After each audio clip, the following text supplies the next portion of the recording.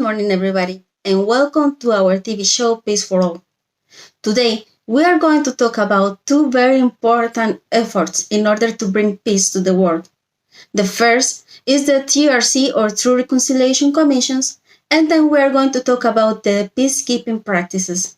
We bring for you very special and interesting examples about this.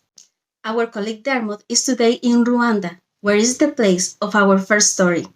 Dermot, go ahead. Thanks, Jacqueline. So I'm going to talk about Rwanda, the story of the genocide there in the 90s, and the even more remarkable story of what happened afterwards. Rwanda, made up of two tribes, the Hutus and the Tutsis, had been involved in an ongoing civil war since 1990. The Tutsis, led by their leader Paul Kagame, who had risen to the top of the Ugandan army, had been involved in over-the-border fighting, but they eventually agreed a ceasefire in 1993. However, under the pretext of that ceasefire, the Hutu planned a final extermination of the Tutsi that would fix their problems once and for all. They launched this in April 1994, and it resulted in the death of over 800,000 Tutsi men, women and children, and the rape of 250,000 women. It was the most horrific genocide that the world had seen since the days of the Khmer Rouge. In the immediate aftermath, the Tutsis immediately took up fighting and eventually triumphed and seized control of the capital in July 1994, forcing many of the Hutu into exile in the Congo and Zaire.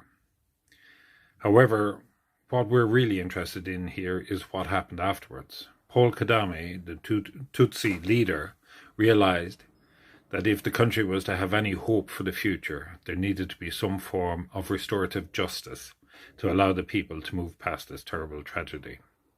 What followed next was a remarkable example of restorative justice, which consisted of three parts. The International Criminal Court of Rwanda, that was tried over 80 of the top leaders of the genocide.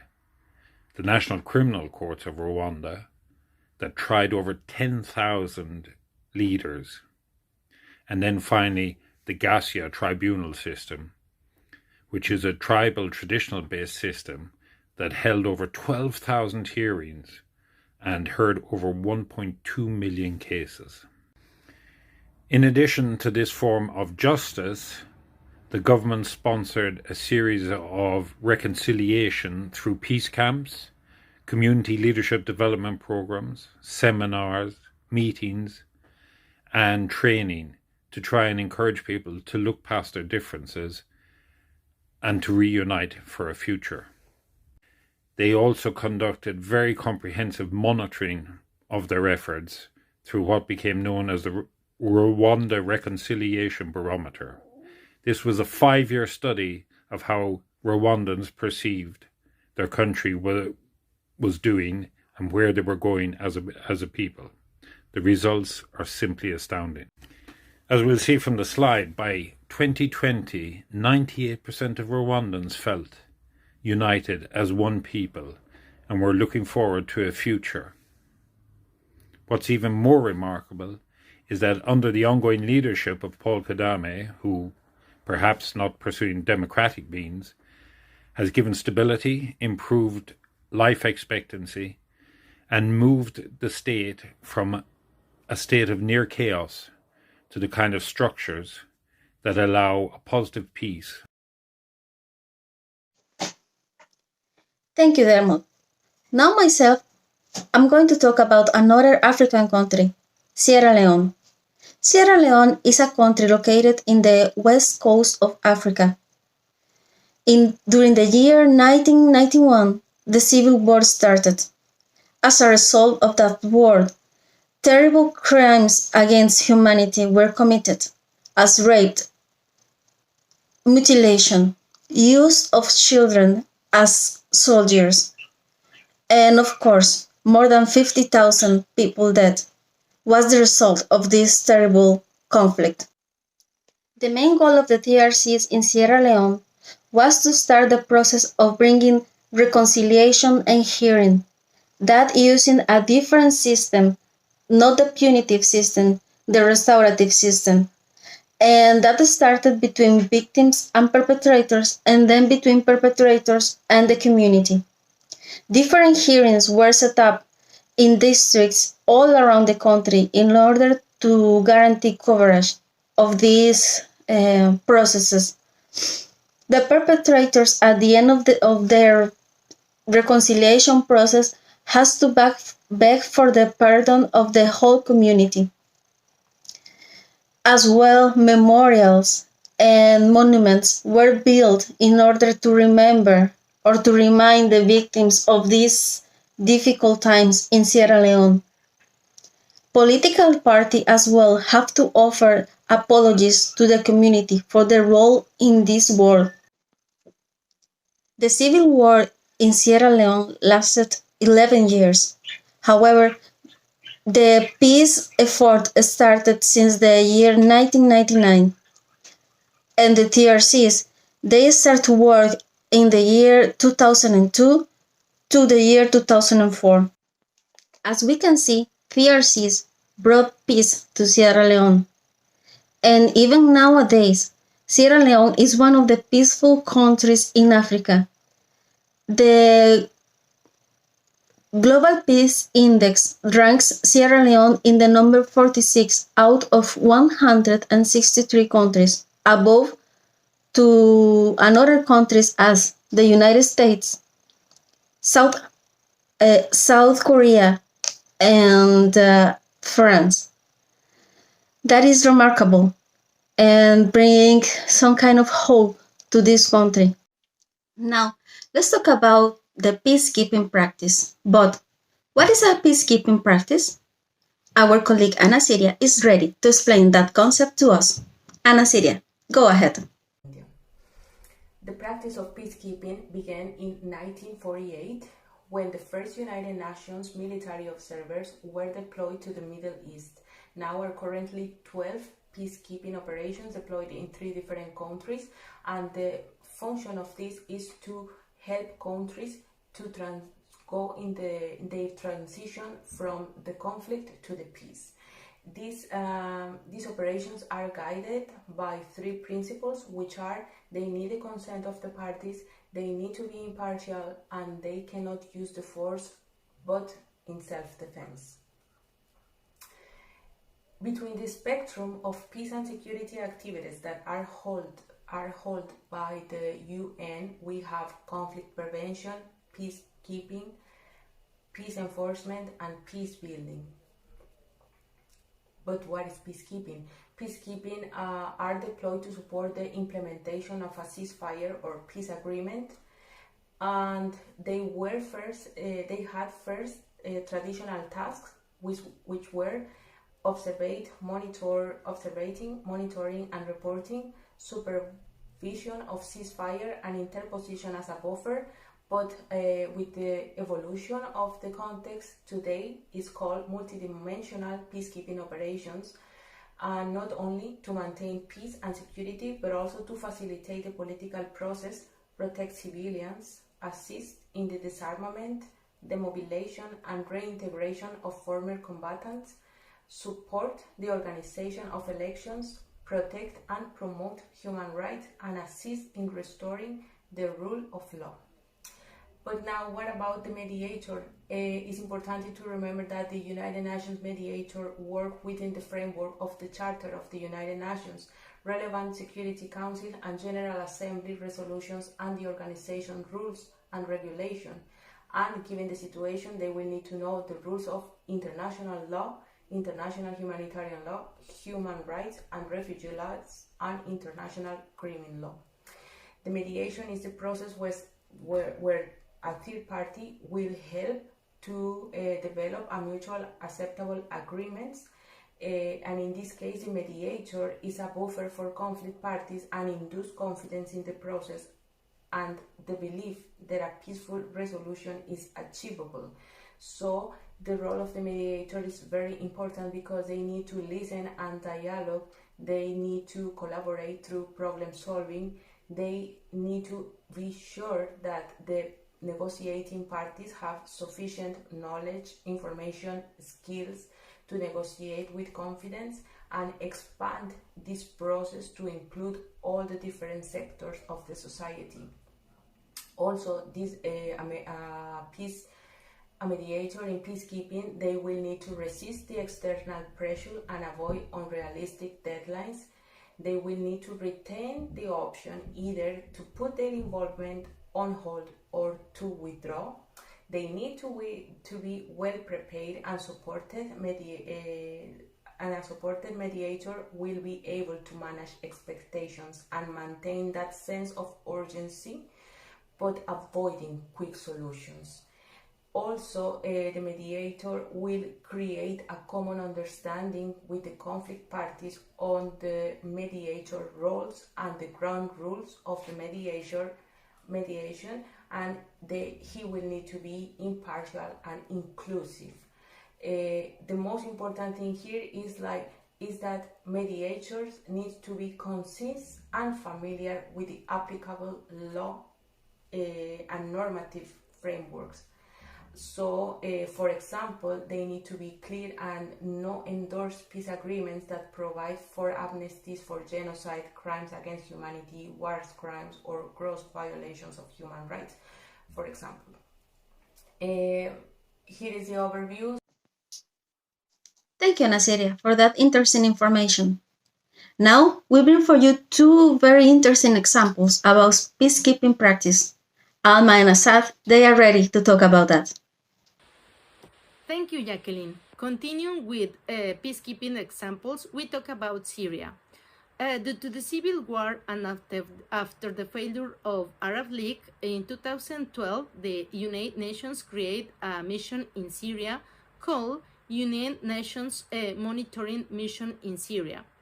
Its main objective was follow Kofi Annan's six-point plan, and it was a roadmap which saw the opening of an inclusive political process and a sustained cessation of violence.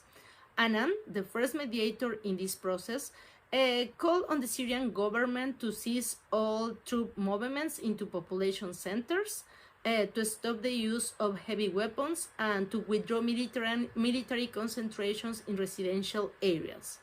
It is important to say that both parties, the regime and the opposition, complied with the plan for a few weeks, significantly reducing the violence and leading to the holding of Genève 1 with the participation of regional actors as Kuwait, Qatar, Iraq, and the Arab League, and with international actors as France, the United Kingdom, the United States, Russia, and the European Union. The Genève Communiqué called for an end to violence, a political transition, and a timetable for the drafting of a new constitution and the calling of new elections, which, despite the passage of the time, remain unchanged as part of the demands. There were other meetings in Geneva. Unfortunately, after 10 years, the violence has not stopped. The Syrian war is complex because the social, economic, political, ethnic, and religious tensions are involved. With more than 4 attempts to mediate on this issue without any result, it's worth analyzing what is happening in Syria. It is essential to understand the nature of the conflict because maybe it started before 2011 and we need to analyze or review briefly the history of this country, or maybe the diversity of actors involved in the process will be affect this, or maybe the behavior of those actors when each of the negotiation has taken place. At the same time, it will be critical to review the actions of each mediator and analyze if their role could be affect the process, or there are other factors that they did not permit that the United Nations get tangible results.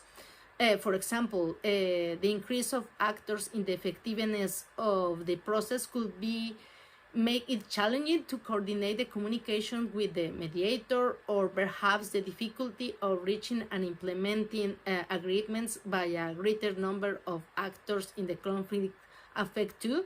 But just let's see and analyze each participation of this mediator and get some conclusions. Therefore, the purpose of this study will be to analyze these points in order to comprehensive the factors that impede the achievement of peace in this country. Thank you very much, and certainly we'll identify really good points and get conclusions about Syria. Thank you. I will discuss about the role of United Nations as an international mediator in keeping peace between India and Pakistan over issue of Kashmir. So before going into the discussion, we need to know about the basic cause of the conflict between the two countries. So the basic issue between the two countries is Kashmir.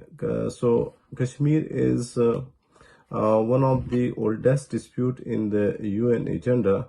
So that is unresolved till date. And the issue started when the India occupied the state of Jammu and Kashmir in 1947, just after the independence of both the countries from the British rule. So the India claimed that they have signed controversial document, so the instrument of accession on 26 October 1947 with the Maharaja of Kashmir at that time. So in 1947, the first war between India and Pakistan was because of Kashmir issue. So after that, India invited UN to act as a mediator to resolve this conflict.